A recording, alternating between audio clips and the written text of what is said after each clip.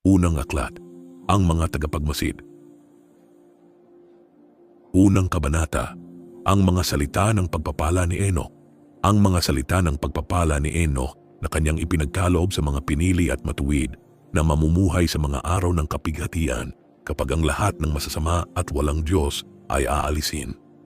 At si Enoch, isang taong matuwid na binuksan ang kanyang mga mata ng Diyos, ay nagpahayag ng kanyang talinghaga at nagsabi, "Nakita ko ang pangitain ng banal sa mga langit na ipinakita sa akin ng mga anghel, at mula sa kanila ay narinig ko ang lahat, at mula sa kanila ay naunawaan ko habang nakikita, ngunit hindi para sa salinlahing ito, kundi para sa malayong salinlahi na darating. Tungkol sa mga pinili ay aking sinabi, at ipinahayag ang aking talinghaga tungkol sa kanila. Ang dakilang banal ay lalabas mula sa kanyang tahanan, at ang walang hanggang Diyos ay lalakad sa lupa, maging sa bundok Sinai, at magpapakita sa lakas ng kanyang kapangyarihan mula sa langit ng mga langit. At ang lahat ay tatamaan ng takot, at ang mga tagapagmasid ay manginig, at matinding takot at panginginig ang sasakop sa kanila hanggang sa mga dulo ng daigdig. At ang matataas na bundok ay yayanig, at ang matataas na burol ay ibababa, at matutunaw tulad ng pagkit sa harap ng apoy. At ang lupa ay lubusang mapupunit, at ang lahat ng nasa lupa ay mawawala, at magkakaroon ng paghuhukom sa lahat. Ngunit sa mga matuwid ay magkakasundo siya, at poprotektahan niya ang mga pinili, at habag ay mapapa sa kanila. At silang lahat ay magiging pag-aari ng Diyos, at sila ay giginhawahan, at silang lahat ay pagpapalain. At tutulungan niya silang lahat, at liwanag ay lilitaw sa kanila, at makikipagkasundo siya sa kanila. At narito, siya ay dumarating na may 10,000 ng kanyang mga banal upang isagawa ang paghuhukom sa lahat, at upang sirain ang lahat ng mga hindi banal, at upang hatulan ang lahat ng laman. Sa lahat ng mga gawa ng kanilang kalapastanganan na kanilang ginawa ng walang paggalang, at sa lahat ng mga pahirap na bagay na sinabi ng mga makasalanang walang Diyos laban sa Kanya. Ikalawang kabanata, ang paglikha. Pansinin ninyo ang lahat ng nangyayari sa langit, kung paanong hindi nagbabago ang kanilang mga orbita at ang mga liwanag na nasa langit, kung paanong lahat sila ay sumisikat at lumulubog ng maayos sa kanilang panahon at hindi sumusuway sa itinakdang kaayusan. Masdan ninyo ang lupa at pagukulan ng pansin ang mga bagay na nangyayari dito mula una hanggang huli, kung gaano sila katatag, kung paanong walang nagbabago sa mga bagay sa lupa, ngunit ang lahat ng gawa ng Diyos ay nahahayag sa inyo. Masdan ang tag-araw at taglamig, kung paanong ang buong lupa ay napupuno ng tubig, at ang mga ulap at hamog at ulan ay nananatili dito. Pansinin at tingnan kung paanong sa taglamig ang lahat ng puno ay tila nalalanta at nalalaglag ang lahat ng kanilang mga dahon, maliban sa 14 na puno na hindi nawawalan ng mga dahon bagkus pinananatili ang mga lumang dahon mula 2 hanggang 3 taon hanggang sa dumating ang bago. At muli, pansinin ninyo ang mga araw ng tag-araw kung paanong ang araw ay nasa itaas ng lupa sa kabila nito. At kayo'y naghahanap ng lilim at kanlungan dahil sa init ng araw, at ang lupa naman ay nagniningas sa tumitinding init, kaya't hindi ninyo maaaring tapakan ang lupa o ang isang bato dahil sa init nito. Pansinin ninyo kung paanong ang mga puno ay nagtatakip ng sarili sa mga luntiang dahon at namumunga, kaya't pag-ukulan ninyo ng pansin at alamin ang lahat ng kanyang mga gawa. At kilalanin kung paanong ang siyang nabubuhay magpakailanman ay ginawa ang mga ito ng gayon. At ang lahat ng kanyang mga gawa ay nagpapatuloy ng gayon mula taon-taon magpakailanman. At ang lahat ng mga gawain kanilang isinasagawa para sa Kanya, at ang kanilang mga gawain ay hindi nagbabago, kundi ayon sa itinakda ng Diyos gayon ang mangyayari. At masdan kung paanong ang dagat at mga ilog ay sa katulad na paraan ay nagsasagawa, at hindi nagbabago ang kanilang mga gawain mula sa Kanyang mga utos. Ngunit kayo ay hindi naging matatag ni ginawa ang mga utos ng Panginoon. Kayo ay tumalikod at nagsalita ng mga mapagmataas at matitigas na salita gamit ang inyong mga maruming bibig laban sa Kanyang kadakilaan. O kayong mga matitigas ang puso, kayo'y hindi makakasumpong ng kapayapaan. Kaya't kayo'y susumpa sa inyong mga araw, at ang mga taon ng inyong buhay ay mawawala, at ang mga taon ng inyong pagkawasak ay dadami sa walang hanggang kasuklam-suklam, at kayo'y hindi makakasumpong ng awa. Mga araw na iyon ay gagawin ninyo ang inyong mga pangalan na isang walang hanggang kasuklam-suklam sa lahat ng matuwid, at sa pamamagitan ninyo ay susumpain ng lahat ng sumumpa. Ang lahat ng makasalanan at walang Diyos ay manunumpa sa pamamagitan ninyo. At para sa inyo, ang mga walang Diyos ay magkakaroon ng isang sumpa, at ang lahat ng matuwid ay magagalak at magkakaroon ng kapatawaran sa mga kasalanan at bawat awa at kapayapaan at pagtitiis. Magkakaroon ng kaligtasan sa kanila, isang mabuting liwanag. At para sa inyong lahat na mga makasalanan ay walang kaligtasan, kundi sa inyong lahat ay mananatili ang sumpa ng hayop. Ngunit para sa mga hirang ay magkakaroon ng liwanag at kagalakan at kapayapaan at mamanahin nila ang lupa. At pagkatapos ay ipagkakaloob sa mga hirang ang karunungan at silang lahat ay mabubuhay at hindi na muling magkakasala alinman sa pamamagitan ng kawalan ng Diyos o sa pamamagitan ng kapalaluan. Ngunit silang marunong ay magpapakumbaba at hindi na muling magsasalangsang ni magkakasala sa lahat ng mga araw ng kanilang buhay, ni mamamatay sa galit o puot bagkus kanilang kukumpletuhin ang bilang ng mga araw ng kanilang buhay. At ang kanilang buhay ay dadami sa kapayapaan, at ang mga taon ng kanilang kagalakan ay dadami sa walang hanggang kagalakan at kapayapaan sa lahat ng mga araw ng kanilang buhay. Ikatlong kabanata, ang mga nahulog na anghel. Na nangyari na nang dumami ang mga anak ng tao na sa mga araw na iyon ay ipinanganak sa kanila ang mga magaganda at kaakit-akit na anak na babae. At nakita sila ng mga anghel, ang mga anak ng langit, at nagnasa sa kanila at nag-usap-usap. Halika, pumili tayo ng mga asawa mula sa mga anak ng tao at magkaanak tayo. At sinabi sa kanila ni Semjaza na kanilang pinuno, natatakot ako na hindi talaga kaya papayag na gawin ang bagay na ito at ako lamang ang magdurusa sa parusa ng isang malaking kasalanan. At silang lahat ay sumagot sa kanya at nagsabi, magsumpa tayong lahat at talian natin ang ating sarili ng magkakasamang mga sumpa na hindi tatalikuran ng planong ito kundi gagawin ang bagay na ito. Kaya't silang lahat ay nanumpa ng magkakasama at tinalian ang kanilang sarili ng magkakasamang mga sumpa. At sila ay 200 sa kabuuan na bumaba sa mga araw ni Jared sa tuktok ng bundok Hermon at tinawag nila itong bundok Hermon sapagkat doon sila nanumpa at tinalian ang kanilang sarili ng magkakasamang mga sumpa. At ito ang mga pangalan ng kanilang mga pinuno. Samlazas, ang kanilang pinuno, Araklba, Ramel, Kokablel, Tamlel, Ramlel, Danel, Ezekiel, Barakijal, Asael, Armaros, Batarel, Ananel, Zaklel, Samsapil, Satarel, Turel, Jomjael, Sariel. Ito ang kanilang mga pinuno ng mga 10. At ang lahat ng iba kasama nila ay kumuha ng mga asawa para sa kanilang sarili at bawat isa ay pumili ng isa para sa kanyang sarili at nagsimula silang makipagtalik sa kanila at magpakahayop sa kanila. At tinuruan nila sila ng mga gayuma at pangkukulam at ang pagputol ng mga ugat at ipinakilala sa kanila ang mga halaman. At sila ay naglihi at nanganak ng mga higanteng napakalaki na ang taas ay 3,000 siko. Na kinain ang lahat ng pag-aari ng mga tao at nang hindi na kayang tustusan ng mga tao ang mga ito, ang mga higante ay lumaban sa kanila at kinain ang sangkatauhan. At nagsimula silang magkasala laban sa mga ibon at hayop at mga reptilya at isda at kinain ang laman ng bawat isa at uminom ng dugo. Pagkatapos ay inakusahan ng lupa ang mga walang batas. At tinuruan ni Azazel ang mga tao na gumawa ng mga tabak at mga kutsilyo at mga kalasag at mga baluti at ipinakilala sa kanila ang mga metal ng lupa at ang sining ng paggawa ng mga ito at mga pulseras at mga palamuti at ang paggamit ng antimonyo at ang pagpapaganda ng mga talukap ng mata at lahat ng uri ng mamahaling bato at lahat ng mga pangkulay na tina. At sumibol ang maraming kalapastanganan at nagsagawa sila ng pakikiapid at naligaw sila at naging tiwali sa lahat ng kanilang mga paraan. Tinuruan ni Semjaza ang mga gayuma at pagputol ng ugat. Si Armaros ang paglutas ng mga gayuma. Tinuruan ni Barakijal ang astrolohiya. Si Kokabel ang mga konstelasyon. Si Ezekiel ang kaalaman sa mga ulap. Si Arakiel ang mga palatandaan ng lupa. Si Shamsiel ang mga palatandaan ng araw. At si Sariel ang pag-ikot ng buwan. At habang namamatay ang mga tao, sila ay humiyaw at ang kanilang hiyaw ay umabot sa langit. Ika-4 na kabanata, ang pamamagitan ng mga anghel. At pagkatapos ay tumingin pababa mula sa langit sina Miguel, Uriel, Rafael at Gabriel at nakita ang maraming dugo na nabubuhos sa lupa at ang lahat ng kalikuan ay ginagawa sa lupa. At sinabi nila sa isa't isa, ang lupa na walang nananahanan ay sumisigaw ng tinig ng kanilang pagtangis hanggang sa mga pintuan ng langit. Dan ngayon sa inyo, mga banal sa langit, ang mga kaluluwa ng mga tao ay humihingi ng paglilitis na nagsasabing, dalhin ang aming usapin sa harap ng kataas-taasan.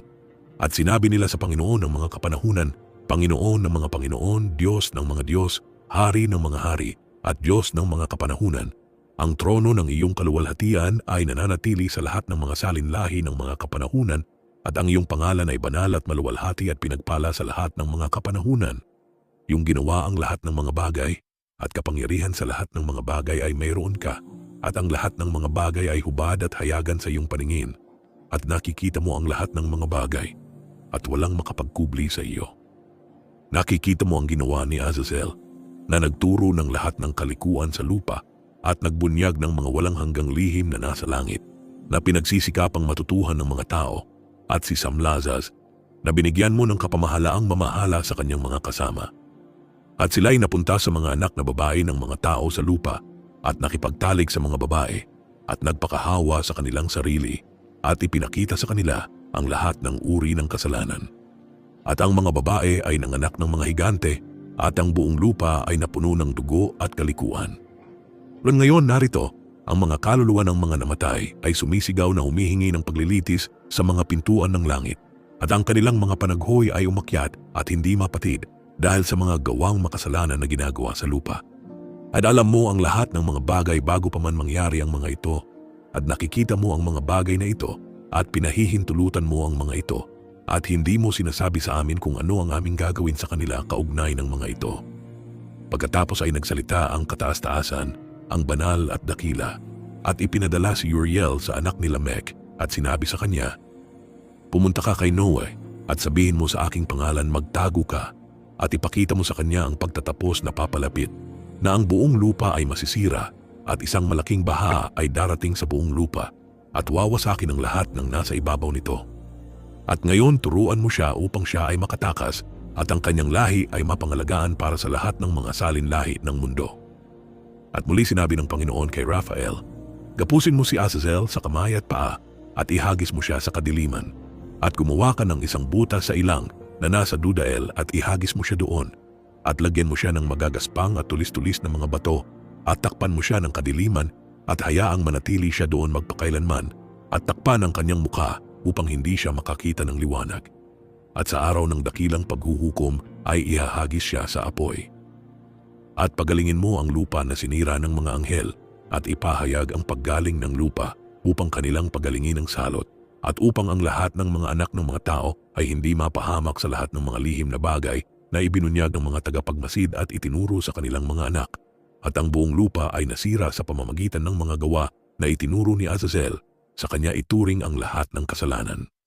At kay Gabriel sinabi ng Panginoon, lumaban ka laban sa mga anak ng pakikiapid at mga tampalasan, at laban sa mga anak ng pakikiapid at sirain ang mga anak ng mga tagapagmasid mula sa gitna ng mga tao. Ipadala mo sila laban sa isa't isa upang sila'y magwasakan sa labanan, sapagkat hindi sila magkakaroon ng mahabang buhay. At walang kahilingan na kanilang gagawin sa iyo ang igagawad para sa kanilang mga ama, sapagkat umaasa silang mabuhay ng walang hanggang buhay, at na ang bawat isa sa kanila ay mabubuhay ng 500 taon. At sinabi ng Panginoon kay Miguel, humayo ka, gapusin mo si Samlazaz at ang kanyang mga kasama na nakipag-isa sa mga babae upang mahawahan ang kanilang sarili sa kanila sa lahat ng kanilang karumihan. At kapag ang kanilang mga anak ay nagpatayan at nakita nila ang pagkawasak ng kanilang mga minamahal, gapusin mo sila ng mahigpit sa 70 salinlahi sa mga libis ng lupa hanggang sa araw ng kanilang paghuhukom at ng kanilang katapusan, hanggang sa ang paghuhukom na walang hanggan ay matupad. Sa mga araw na iyon ay dadalhin sila sa kalaliman ng apoy at sa pagdurusa at bilangguan kung saan sila ikukulong magpakailanman. At sino mang mahatulan at masira ay mula noon ay magkakagapos na kasama nila hanggang sa katapusan ng lahat ng mga salinlahi. At sirain mo ang lahat ng mga espiritu ng mga tampalasan at mga anak ng mga tagapagmasid sapagkat nagkasala sila sa sangkatauhan. Sirain mo ang lahat ng kasamaan mula sa mukha ng lupa at hayaang magwakas ang bawat masamang gawa at hayaang lumitaw ang halaman ng katuwiran at katotohanan at ito'y magiging isang pagpapala. Ang mga gawa ng katuwiran at katotohanan ay itatanim sa katotohanan at kagalakan magpakailanman. At pagkatapos ay ang lahat ng mga matuwid ay makatatakas at mabubuhay hanggang sa magkaanak ng libu-libong mga anak. At ang lahat ng mga araw ng kanilang kabataan at katandaan ay kanilang lulubusin sa kapayapaan. At pagkatapos ay ang buong lupa ay aararuin sa katuwiran, at ang lahat ay tataniman ng mga puno at mapupuno ng pagpapala.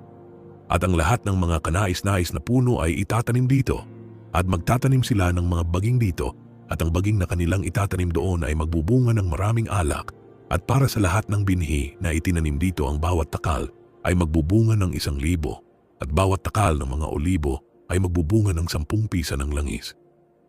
At linisin mo ang lupa mula sa lahat ng pang-aapi, at mula sa lahat ng kalikuan, at mula sa lahat ng kasalanan, at mula sa lahat ng pagkadiyos, at ang lahat ng karumihan na ginawa sa lupa ay sirain mo mula sa lupa. At ang lahat ng mga anak ng mga tao ay magiging matuwid, at ang lahat ng mga bansa ay mag-aalay ng pagsamba at pupurihin ako, at ang lahat ay sasamba sa akin. At ang lupa ay lilinisin mula sa lahat ng karumihan, at mula sa lahat ng kasalanan, at mula sa lahat ng parusa, at mula sa lahat ng pagdurusa, at hindi ko na muling ipadala sa kanya mula sa salinlahi hanggang sa salinlahi at magpakailanman. At sa mga araw na iyon ay bubuksan ko ang mga silid ng pagpapala na nasa langit upang ipadala ang mga ito pababa sa lupa sa ibabaw ng gawa at paggawa ng mga anak ng mga tao. At ang katotohanan at kapayapaan ay magkakasama sa lahat ng mga araw ng mundo at sa lahat ng mga salinlahi ng mga tao. Bago ang mga bagay na ito ay itinago si Enoch, at walang sino man sa mga anak ng mga tao ang nakaalam kung saan siya itinago, at kung saan siya nanirahan, at kung ano ang nangyari sa kanya. At ang kanyang mga gawain ay may kinalaman sa mga tagapagmasid, at ang kanyang mga araw ay kasama ng mga banal. At ako si Enoch ay pinagpala ang Panginoon ng kadakilaan at ang hari ng mga kapanahunan, at narito. Tinawag ako ng mga tagapagmasid, si Enoch na kalihim, at sinabi sa akin, Enoch, ikaw na kalihim ng katuwiran, umayo ka, ipahayag mo sa mga tagapagmasid ng langit na iniwan ang mataas na langit, ang banal at walang hanggang lugar, at nagpakahawa sa kanilang sarili sa mga babae, at ginawa ang gaya ng ginagawa ng mga anak ng lupa at nag-asawa. Sabihin mo sa kanila, kayo'y gumawa ng malaking pagkawasak sa lupa, at kayo'y hindi magkakaroon ng kapayapaan ni kapatawaran ng kasalanan. At yamang nalulugod sila sa kanilang mga anak, ang pagpatay sa kanilang mga minamahal ay kanilang makikita, at sa pagkawasak ng kanilang mga anak ay kanilang tataghuyan, at hihingi ng paglilitis hanggang sa walang hanggan, ngunit awa at kapayapaan ay hindi ninyo makakamtan. At si Enoch ay humayo at nagsabi, Azazel, ikaw ay hindi magkakaroon ng kapayapaan, isang mahigpit na hatol ang lumabas laban sa iyo upang ikulong ka, at ikaw ay hindi magkakaroon ng pagpapahintulot ni kahilingan na igagawad sa iyo, dahil sa kalikuan na iyong itinuro, at dahil sa lahat ng mga gawa ng pagkadiyos at kalikuan at kasalanan na ipinakita mo sa mga tao. Pagkatapos ay humayo ako at nagsalita sa kanilang lahat ng magkakasama, at silang lahat ay natakot at panginginig ang dumapo sa kanila. At kanilang ipinamanhik sa akin na gumawa ng isang kahilingan para sa kanila upang sila'y makasumpong ng kapatawaran at basahin ang kanilang kahilingan sa harap ng Panginoon ng langit. Sapagkat mula noon ay hindi na sila makapagsalita sa kanya, ni itaas ang kanilang mga mata sa langit dahil sa hiya ng kanilang mga kasalanan na dahilan sa kanilang pagkakahatol. Pagkatapos ay isinulat ko ang kanilang kahilingan at ang panalangin tungkol sa kanilang mga espiritu at kanilang mga gawa ng paisa-isa at tungkol sa kanilang mga kahilingan na sila'y magkaroon ng kapatawaran at kahabaan ng buhay. At ako'y humayo at naupo sa tubig ng Dan, sa lupain ng Dan, sa timog ng kanluran ng Hermon. Pinasa ko ang kanilang kahilingan hanggang ako'y nakatulog. At narito ang isang panaginip ay dumating sa akin, at mga pangitain ay bumaba sa akin, at nakakita ako ng mga pangitaing pagpaparusa, at isang tinig ang dumating na naguutos sa akin na sabihin ito sa mga anak ng langit, at pagsabihan sila. At nang ako'y magising, naparoon ako sa kanila, at silang lahat ay nakaupong nagkakatipon, umiiyak sa Abel's jail, na nasa pagitan ng Lebanon at Seneser, na nakatalikod ang kanilang mga mukha. At isinalaysay ko sa harap nila ang lahat ng mga pangitaing nakita ko sa pagtulog, at sinimulan kong sabihin ang mga salita ng katuwiran at pagsabihan ang mga makalangit na tagapagmasid. 5 kabanata, Aklat ng mga salita ng katuwiran. Ang aklat ng mga salita ng katuwiran at ng pagsaway sa mga walang hanggang tagapagmasid, alinsunod sa utos ng banal at dakilang isa sa pangitaing iyon na aking nakita sa aking pagtulog. Ang aking sasabihin ngayon sa pamamagitan ng dila ng laman at ng hininga ng aking bibig, na ibinigay ng dakilang isa sa mga tao upang makipag-usap at maunawaan ng puso. Kung paano niya nilikha at ibinigay sa tao ang kapangyarihang maunawaan ang salita ng karunungan, gayon din naman ako'y kanyang nilikha at binigyan ng kapangyarihang sumaway sa mga tagapagmasid, ang mga anak ng langit. Isinulat ko ang inyong kahilingan, at sa aking pangitain ay lumitaw na ang inyong kahilingan ay hindi ipagkakaloob sa inyo sa lahat ng mga araw ng kawalang hanggan, at ang hatol ay ipinataw na sa inyo. Ang inyong kahilingan ay hindi ipagkakaloob sa inyo. At mula ngayon ay hindi na kayo aakyat sa langit magpakailanman, at sa mga gapos ng lupa ay ipinagutos na kayo'y gapusin sa lahat ng mga araw ng mundo. At dati ay nakita ninyo ang pagkawasak ng inyong mga minamahal na anak, at wala kayong kasiyahan sa kanila, sapagkat sila'y mga bubuwal sa harap ninyo sa pamamagitan ng tabak. At ang inyong kahilingan para sa kanila ay hindi pagkakaloob, gayon din para sa inyong sarili kahit na kayo'y umiyak at manalangin, at sabihin ang lahat ng mga salitang nakapaloob sa sulat na aking isinulat. At ang pangitain ay ipinakita sa akin ng ganito. Narito sa pangitain ay inanyayahan ako ng mga ulap at tinawag ako ng isang ulop, at ang takbo ng mga bituin at ng mga kidlat ay mabilis at nagmamadali sa akin. At ang mga hangin sa pangitain ay nagpaibangon sa akin at itinaas ako pataas na palibutan ng mga dila ng apoy, at ito'y nagsimulang mangilabot sa akin. At pumasok ako sa mga dila ng apoy, at lumapit sa isang malaking bahay na yari sa mga kristal, at ang mga pader ng bahay ay parang sahig na mosaic na yari sa mga kristal, at ang pundasyon nito ay kristal. Ang kisame nito ay parang landas ng mga bituin at ng mga kidlat, at sa pagitan ng mga ito ay may mga nagniningas na kerubin, at ang kanilang langit ay tubig.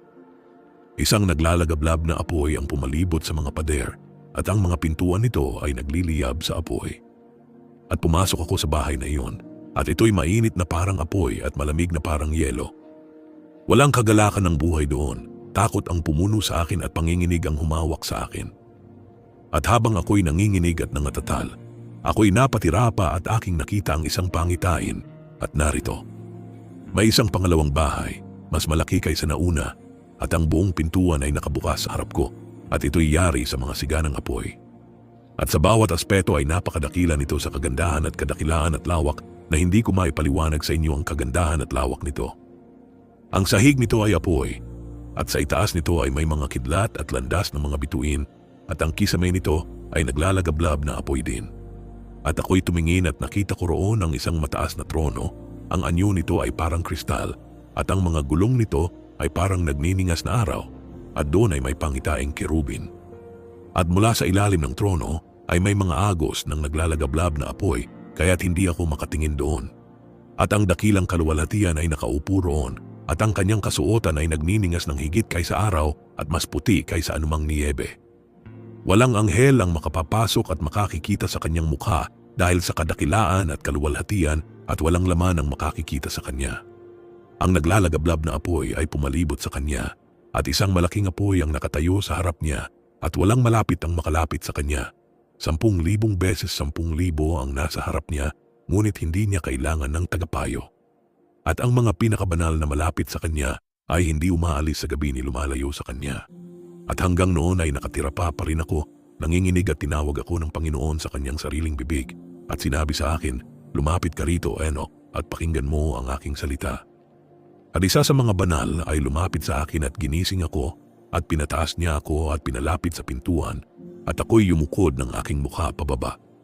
At siya'y sumagot at nagsalita sa akin, at narinig ko ang kanyang tinig. Huwag kang matakot, Enoch, ikaw na taong matuwid at kalihim ng katuwiran. Lumapit ka rito at pakinggan mo ang aking tinig. At pumunta ka, sabihin mo sa mga tagapagmasid ng langit na nagsugo sa iyo upang mamagitan para sa kanila. Kayo ang dapat mamagitan para sa mga tao, at hindi ang mga tao para sa inyo.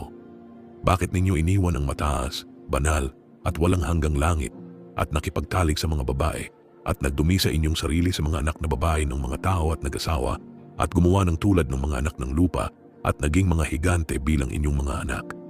At bagaman kayo'y banal, espiritual, nabubuhay ng walang hanggang buhay, kayo'y nadumihan sa dugo ng mga babae, at nagkaanak sa pamamagitan ng dugo ng laman, at tulad ng mga anak ng mga tao, nagnasa sa laman at dugo gaya rin ng mga namamatay at napapahamak. Kaya't binigyan ko rin sila ng mga asawa upang sila'y magbuntis at magkaanak sa pamamagitan nila, upang sa gayon ay wala ng kulang sa kanila sa lupa. Ngunit kayo noon ay espiritual, nabubuhay ng walang hanggang buhay at immortal sa lahat ng salinlahi ng mundo. At kaya't hindi ko itinakda ang mga asawa para sa inyo, sapagkat tungkol sa mga espiritual ng langit, sa langit ang kanilang tahanan. At ngayon, ang mga higante na nagmula sa mga espiritu at laman ay tatawaging masasamang espiritu sa lupa, at sa lupa ang kanilang tahanan. Ang masasamang espiritu ay nagmula sa kanilang mga katawan, sapagkat sila ay ipinanganak mula sa mga tao at mula sa mga tagapagmasid, ang kanilang simula at pinagmulan. Sila ay magiging masasamang espiritu sa lupa, at masasamang espiritu ang tawag sa kanila. At ang mga espiritu ng mga higante ay naninira, nang aapi, sumisira, umaatake, nakikipagdigma, at gumagawa ng kapahamakan sa lupa, at nagdudulot ng kaguluhan. Hindi sila kumakain, ngunit nagugutom at nauuhaw, at nagdudulot ng mga kasalanan.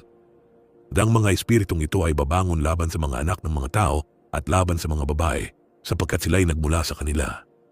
Mula sa mga araw ng pagpatay at pagkawasak at kamatayan ng mga higante, mula sa mga kaluluwa na ang laman ay mga espiritu, na lumabas ay magwawasak ng walang hatol, gayon sila magwawasak hanggang sa araw ng pagwawakas. Ang dakilang paghuhukom kung saan ang kapanahunan ay wawakasan sa mga tagapagmasid at sa mga hindi sumasampalataya o ay lubusang wawakasan. At ngayon tungkol sa mga tagapagmasid na nagsugo sa iyo upang mamagitan para sa kanila, na dati nasa langit, sabihin mo sa kanila, kayo'y nasa langit, ngunit hindi pa naibubunyag sa inyo ang lahat ng mga hiwaga, at kayo'y nakakilala ng mga walang kabuluhan, at ito sa katigasan ng inyong puso ay inihayag ninyo sa mga babae. At sa pamamagitan ng mga hiwagang ito, ang mga babae at lalaki ay gumagawa ng maraming kasamaan sa lupa. Sabihin mo nga sa kanila, wala kayong kapayapaan. Ika-6 na kabanata, dinala ng mga anghel, dinala ako ng mga anghel, at iniharap sa isang lugar na ang mga naroon ay parang nagliliyab na apoy, at kapag nais nila, nagpapakita sila bilang mga tao.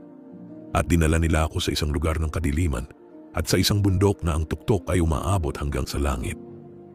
At nakita ko ang mga lugar ng liwanag at ang mga ingatang yaman ng mga bituin at ng kulog, at sa pinakamalalim na bahagi kung saan may isang nagliliyab na busog at mga palaso at kanilang lalagyan, at isang nagliliyab na tabak at lahat ng kidlat. At dinala nila ako sa tubig na buhay at sa apoy ng kanluran na tumatanggap ng bawat paglubog ng araw. At napunta ako sa isang ilog ng apoy kung saan ang apoy ay dumadaloy na parang tubig at dumadaloy patungo sa malaking dagat sa dakong kanluran. Nakita ko ang mga malalaking ilog at napunta sa malaking ilog at sa malaking kadiliman at nagtungo sa isang lugar na hindi nilalakaran ng anumang laman. Nakita ko ang mga bundok ng kadiliman ng taglamig at ang lugar na pinagmumulan ng lahat ng tubig ng kalaliman. Nakita ko ang mga bibig ng lahat ng ilog sa lupa at ang bibig ng kalaliman. Nakita ko ang mga ingatang yaman ng lahat ng hangin. Nakita ko kung paano niya ginamit ang mga ito sa buong paglikha at ang matatag na pundasyon ng lupa. At nakita ko ang batong panulok ng lupa.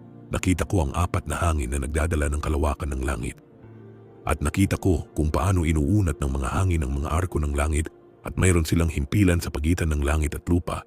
Ito ang mga haligi ng langit. Nakita ko ang mga hangin ng langit na umiikot at nagpapalibot sa araw. Nakita ko ang mga hangin sa lupa na nagdadala ng mga ulap. Nakita ko ang mga landas ng mga anghel. Nakita ko sa gilid ng lupa ang kalawakan ng langit sa itaas at nagpatuloy ako at nakakita ng isang lugar na nagliliyab araw at gabi kung saan may 7 bundok ng magagandang bato. 3 patungong silangan at 3 patungong timog. At ang mga patungong silangan ay gawa sa may kulay na bato, at ang isa ay gawa sa perlas, at ang isa ay gawa sa hyacinth, at ang mga patungong timog ay gawa sa pulang bato. Ngunit ang gitna ay umaabot hanggang sa langit na parang trono ng Diyos, gawa sa alabastro, at ang tuktok ng trono ay gawa sa safiro. At nakita ko ang isang nagliliyab na apoy. At sa kabila ng mga bundok na ito ay isang rehiyon sa dulo ng malaking lupa. Doon nagtatapos ang mga langit. At nakita ko ang isang malalim na kalaliman na may mga haligi ng apoy ng langit, at sa gitna nila ay nakita ko ang mga haligi ng apoy na bumabagsak, hindi masukat ang taas at lalim. At sa kabila ng kalalimang iyon ay nakita ko ang isang lugar na walang kalawakan ng langit sa itaas at walang matatag na pundasyon ng lupa sa ilalim nito. Walang tubig dito at walang mga ibon, ngunit ito ay isang lugar na ilang at kakilakilabot. Nakita ko doon ang 7 bituin na parang malalaking nagliliyab na bundok at nang tanungin ko tungkol sa mga ito. Sinabi ng anghel, ang lugar na ito ang wakas ng langit at lupa. Ito ay naging bilangguan ng mga bituin at ng hukbo ng langit. Ang mga bituin na umiikot sa itaas ng apoy ay yaong mga lumabag sa utos ng Panginoon sa simula ng kanilang pagsikat, sapagkat hindi sila nagpakita sa kanilang itinakdang mga panahon. At siya ay nagalit sa kanila at itinali sila hanggang sa oras na ang kanilang kasalanan ay matupad sa loob ng 10,000 taon. At sinabi ni Uriel sa akin, narito ang mga anghel na nakipag-ugnayan sa mga babae at ang kanilang mga espiritu na nag-aanyong iba't iba ay nagpaparumi sa sangkatauhan at ililigaw sila sa paghahain sa mga demonyo bilang mga Diyos. Dito sila mananatili hanggang sa araw ng dakilang paghuhukom kung saan sila'y hahatulan hanggang sa sila'y mawasak. At ang mga babae rin ng mga anghel na naligaw ay magiging sirena. At ako si Enoch, ang nag-iisang nakakita ng pangitain, ang mga wakas ng lahat ng bagay. At walang taong makakakita ng tulad ng aking nakita. 7 kabanata, at ito ang mga pangalan ng mga banal na anghel na nagbabantay sa sangkatauhan. Uriel, isa sa mga banal na anghel na nasa ibabaw ng mundo at ng Tartarus. Raphael, isa sa mga banal na anghel na nasa ibabaw ng mga espiritu ng mga tao. Raguel, isa sa mga banal na anghel na naghihiganti sa daigdig ng mga tanglaw. Miguel, isa sa mga banal na anghel na siyang inilagay sa pinakamabuting bahagi ng sangkatauhan at sa kaguluhan. Sarakael, isa sa mga banal na anghel na inilagay sa mga espiritu na nagkakasala sa espiritu. Gabriel, isa sa mga banal na anghel na nasa ibabaw ng paraiso at ng mga ahas at ng mga kerubin. Remiel, isa sa mga banal na anghel na inilagay ng Diyos sa mga bumangon. At nagpatuloy ako sa dakong may kaguluhan, at dooy nakakita ako ng kakilakilabot na bagay. Wala akong nakitang langit sa itaas ni matatag na natatanging lupa, kundi isang dakong magulo at kakilakilabot.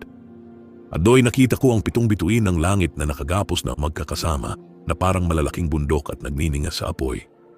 Nang magkagayoy sinabi ko, para sa anong kasalanan sila nakagapos, at dahil sa ano sila itinapon dito. Nang magkagayoy sinabi ni Uriel, isa sa mga banal na anghel, na kasama ko at puno sa kanila at nagsabi, Enoch, bakit ka nagtatanong at bakit ka nag-aasam sa katotohanan? Sila'y mga bituin na sumuway sa utos ng Panginoon at nakagapos dito hanggang sa 10,000 taon. Ang panahong kinakailangan ng kanilang mga kasalanan ay matupad. At mula ro'y pumunta ako sa ibang dako na lalong kakilakilabot kaysa una, at nakakita ako ng kakilakilabot na bagay. Isang malaking apoy doon na nagsusunog at nagliliyab, at ang dako'y nabiyak hanggang sa kalaliman na puno ng malalaking haliging apoy na pababa. Hindi ko nakita ang lawak o laki nito ni hindi ko maaring tantuin. Nang magkagayoy sinabi ko, gaano kakilabot ang dakong ito at gaano katakot tingnan.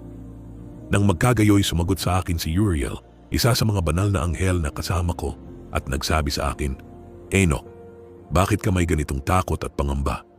At ako'y sumagot, dahil sa kakilakilabot na dakong ito at dahil sa tanawin ng paghihirap. At sinabi niya sa akin, ang dakong ito ay bilangguan ng mga anghel, at dito sila ibibilanggo magpakailanman. At mula ro'y pumunta ako sa ibang dako, ang bundok ng matigas na bato. Meron doong 4 na hukay, malalim at malawak at napakakinis. Gaano kakinis ang mga hukay at malalim at madilim tingnan. Nang magkagayoy sumagot si Raphael, isa sa mga banal na anghel na kasama ko, at nagsabi sa akin, ang mga hukay na ito ay nilikha para sa mismong layuning ito na ang mga espiritu ng mga kaluluwa ng mga patay ay magtipon. Dito, oo na ang lahat ng kaluluwa ng mga anak ng mga tao ay magtipon dito, at ang mga dakong ito ay ginawa upang tanggapin sila hanggang sa araw ng kanilang paghuhukom at hanggang sa itinakda nilang panahon, hanggang sa dakilang paghuhukom sa kanila. Nakakita ako ng isang patay na humihingi at ang kanyang tinig ay umabot sa langit at humihingi. At tinanong ko si Raphael na anghel na kasama ko at sinabi ko sa kanya, ang espiritong ito na humihingi, kanino ito na ang tinig ay lumalabas at humihingi sa langit? At sumagot siya sa akin na nagsasabi, ito ang espiritong lumabas kay Abel na pinatay ng kanyang kapatid na si Cain. At siya ay humihingi laban sa kanya hanggang sa ang kanyang lahi ay mapuksa sa mukhang lupa at ang kanyang lahi ay maubos sa gitna ng lahi ng mga tao. At ako'y nagtanong tungkol dito at tungkol sa lahat ng mga hukay bakit ang isa ay hiwalay sa iba? At sumagot siya sa akin at nagsabi sa akin, ang tatlong ito ay ginawa upang ang mga espiritu ng mga patay ay mahiwalay. At ang gayong paghihiwalay ay ginawa para sa mga espiritu ng mga matuwid na dooy may maliwanag na bukal ng tubig. At ang gayon ay ginawa para sa mga makasalanan kapag sila'y namatay at inilibing sa lupa. At ang paghuhukom ay hindi naisagawa sa kanila noong buhay pa sila. Dito ang kanilang mga espiritu ay itatanging hiwalay sa dakilang paghihirap na ito hanggang sa dakilang araw ng paghuhukom at parusa at pagdurusa ng mga nanunungayaw magpakailanman at kabayaran para sa kanilang mga espiritu. Doon ay itatali niya sila magpakailanman. At ang gayong paghihiwalay ay ginawa para sa mga espiritu ng mga humihingi na nagsisiwalat tungkol sa kanilang pagkapuksa nang sila'y patayin sa mga araw ng mga makasalanan. Ang gayon ay ginawa para sa mga espiritu ng mga tao na hindi matuwid kundi makasalanan, na ganap sa pagsuway, at ng mga mananalangsang sila'y magiging kasama, ngunit ang kanilang mga espiritu ay hindi papatayin sa araw ng paghuhukom ni muling ibabangon mula roon. At aking pinuri ang Panginoon ng kaluwalhatian at nagsabi, purihin ang aking Panginoon, ang Panginoon ng katuwiran na naghahari magpakailanman. Mula ro'y pumunta ako sa ibang dako sa kanluran ng mga dulo ng lupa. At nakakita ako ng nagniningas na apoy na tumatakbo ng walang pahinga at hindi huminto sa kanyang pagtakbo araw o gabi, ngunit palagian. At ako'y nagtanong na nagsasabi, ano ito na hindi humihinto? Nang magkagayoy sumagot sa akin si Raguel, isa sa mga banal na anghel na kasama ko, at nagsabi sa akin, ang pagtakbong ito ng apoy na iyong nakita ay ang apoy sa kanluran na umuusig sa lahat ng mga tanglaw ng langit. At mula ro'y pumunta ako sa ibang dako ng lupa at ipinakita niya sa akin ang isang hanay ng mga bundok na apoy na nagsusunog araw at gabi. At lumampas ako roon at nakakita ng 7 magagandang bundok na lahat ay magkakaiba ang isa't isa at ang mga bato ay magaganda at kaakit-akit, maganda sa kabuuan ng maluwalhating anyo at magandang panlabas. 3 patungo sa silangan, ang isa ay nakatayo sa ibabaw ng isa at 3 patungo sa timog, ang isa sa ibabaw ng isa, at malalim na magaspang na libis na walang sino man ang sumanib sa iba. At ang 7 bundok ay nasa gitna ng mga ito, at ito'y nangunguna sa kanila sa taas, katulad ng upuan ng isang trono, at mga mabangong puno ang pumalibot sa trono. At sa gitna ng mga ito ay may isang puno na hindi ko pa naaamoy, ni wala sa kanila ni ang iba ay katulad nito. Ito'y may amoy na higit sa lahat ng amoy, at ang mga dahon at mga bulaklak at kahoy nito ay hindi nalalanta magpakailanman, at ang bunga nito ay maganda, at ang bunga nito ay katulad ng mga datiles ng palma. Nang magkagayoy sinabi ko, gaano kaganda ang punong ito at mabango, at ang mga dahon nito ay maganda, at ang mga bulaklak nito ay kaakit-akit na tingnan. Nang magkagayoy sumagot si Miguel, isa sa mga banal at kagalang-galang na anghel na kasama ko at kanilang pinuno. At sinabi niya sa akin, Enoch, bakit mo ako tinatanong tungkol sa amoy ng puno? At bakit mo nais matutunan ang katotohanan? Nang magkagayoy sumagot ako sa kanya na nagsasabi, nais kong malaman ang lahat ng bagay, ngunit lalo na tungkol sa punong ito. At sumagot siya na nagsasabi, ang matataas na bundok na ito na iyong nakita, na ang tuktok ay katulad ng trono ng Diyos, ay ang kanyang trono, kung saan ang banal na dakila, ang Panginoon ng kaluwalhatian, ang walang hanggang hari, ay uupo kapag siya'y bababa upang dalawin ang lupa sa kabutihan. At tungkol sa mabangong punong ito, walang mortal ang pinahihintulutang hawakan ito hanggang sa dakilang paghuhukom, kapag siya'y maghihiganti sa lahat at magdadala sa kanyang kaganapan magpakailanman. Ito ay ibibigay noon sa mga matuwid at banal. Ang bunga nito ay magiging pagkain sa mga hirang. Ito ay itatanim sa banal na dako sa templo ng Panginoon, ang walang hanggang hari. Nang magkagayoy magagalak sila ng may kagalakan at matutuwa, at papasok sila sa banal na dako, at ang amoy nito ay nasa kanilang mga buto, at mabubuhay sila ng mahabang buhay sa lupa. Gaya ng nabuhay ang iyong mga ama, at sa kanilang mga araw ay walang kalungkutan o salot o pagdurusa o kalamidad ang sasaling sa kanila. Nang magkagayoy pinuri ko ang Diyos ng kaluwalhatian, ang walang hanggang hari, na naghanda ng mga ganitong bagay para sa mga matuwid, at lumikha sa kanila at nangako na ibigay sa kanila. At pumunta ako mula roon sa gitna ng lupa, at nakakita ako ng isang pinagpalang dako na kung saan may mga punong may mga sangang nananatili at namumulaklak. At do'y nakakita ako ng isang banal na bundok. At sa ilalim ng bundok sa silangan ay may isang sapa at ito'y dumaloy patungo sa timog. At nakita ko patungo sa silangan ang isa pang bundok na mas mataas kaysa rito. At sa pagitan ng mga ito ay isang malalim at makitid na libis. Doon din dumaloy ang isang sapa sa ilalim ng bundok. At sa kanluran nito ay may isa pang bundok, mas mababa kaysa nauna at maliit ang taas, at isang libis na malalim at tuyo sa pagitan ng mga ito. At isa pang malalim at tuyong libis ay nasa mga dulo ng 3 bundok. At ang lahat ng mga libis ay malalim at makitid ng matigas na bato, at mga puno ay hindi itinanim sa mga ito. At ako'y nagtaka sa mga bato, at ako'y nagtaka sa libis, ako'y nagtaka ng labis. Nang magkagayoy sinabi ko, para sa anong layunin ang pinagpalang lupang ito, na ganap na puno ng mga puno at ang sumpang libis na ito sa gitna. Nang magkagayoy sumagot si Uriel, isa sa mga banal na anghel na kasama ko, at nagsabi, ang sumpang libis na ito ay para sa mga isinumpa magpakailanman. Dito ay magtitipon ang lahat ng mga isinumpa na nagsasabi ng mga hindi nararapat na salita laban sa Panginoon sa kanilang mga labi at nagsasalita ng mga makasalanan na bagay tungkol sa kanyang kaluwalhatian.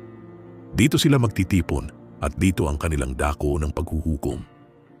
Sa mga huling araw ay magkakaroon sa kanila ng tanawin ng matuwid na paghuhukom sa harapan ng mga matuwid magpakailanman. Dito ay pagpapalain ng mga maawain ang Panginoon ng kaluwalhatian, ang walang hanggang hari. Sa mga araw ng paghuhukom sa mga nauna, papurihin nila siya para sa awa alinsunod sa kung paano niya itinalaga sa kanila. Nang magkagayoy pinuri ko ang Panginoon ng kaluwalhatian at itinaguyod ang kanyang kaluwalhatian at pinuri siya ng maluwalhati.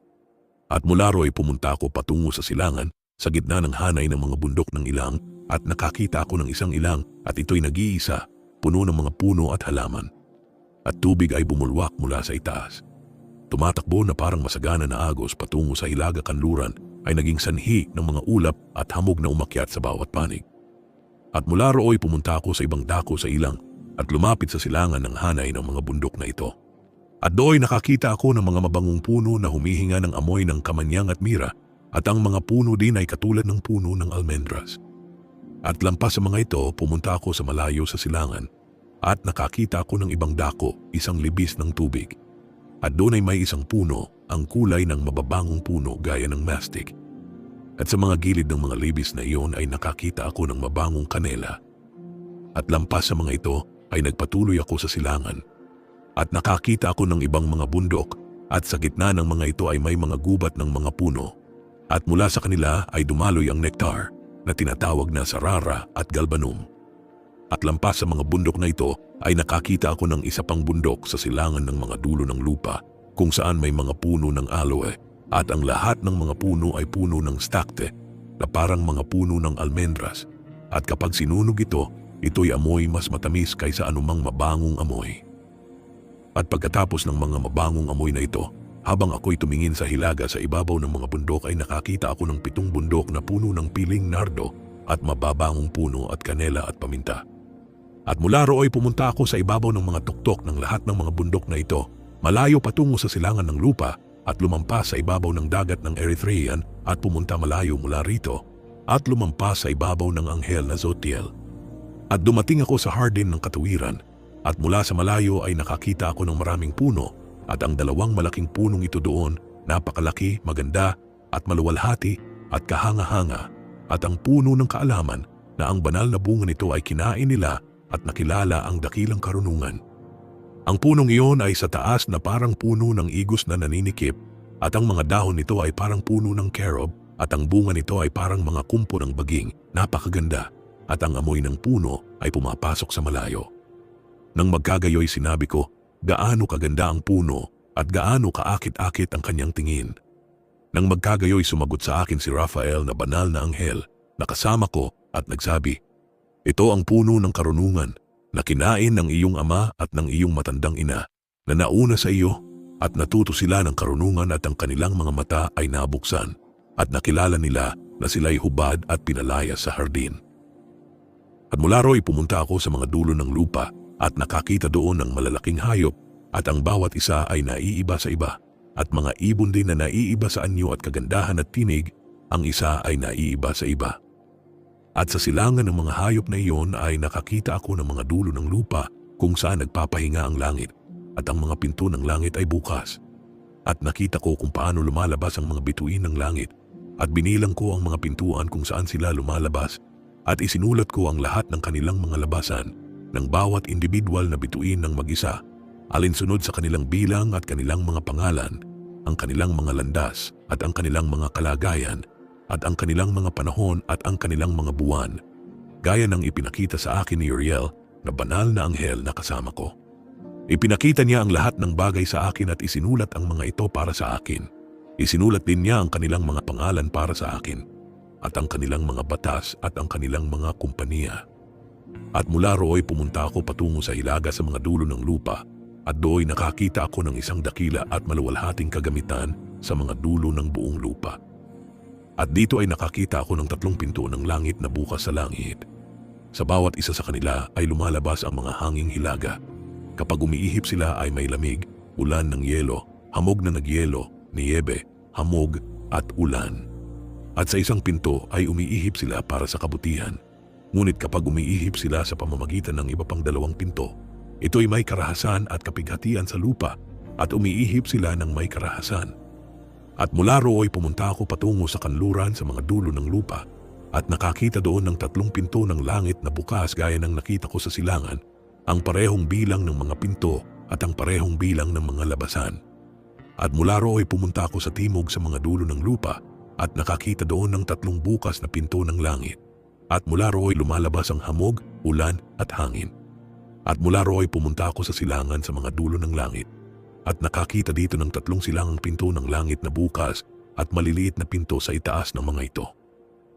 Sa pamamagitan ng bawat isa sa mga maliliit na pintong ito ay dumadaan ang mga bituin ng langit at tumatakbo sa kanilang landas patungo sa kanluran sa landas na ipinakita sa kanila. At sa tuwing nakikita ko ay palagi kong pinupuri ang Panginoon ng kaluwalhatian at patuloy akong nagpupuri sa Panginoon ng kaluwalhatian na gumawa ng dakila at maluwalhating mga kababalaghan upang ipakita ang kadakilaan ng kanyang gawa sa mga anghel at sa mga espiritu at sa mga tao upang purihin nila ang kanyang gawa at ang lahat ng kanyang nilikha. Upang makita nila ang gawa ng kanyang kapangyarihan at purihin ang dakilang gawa ng kanyang mga kamay at purihin siya magpakailanman.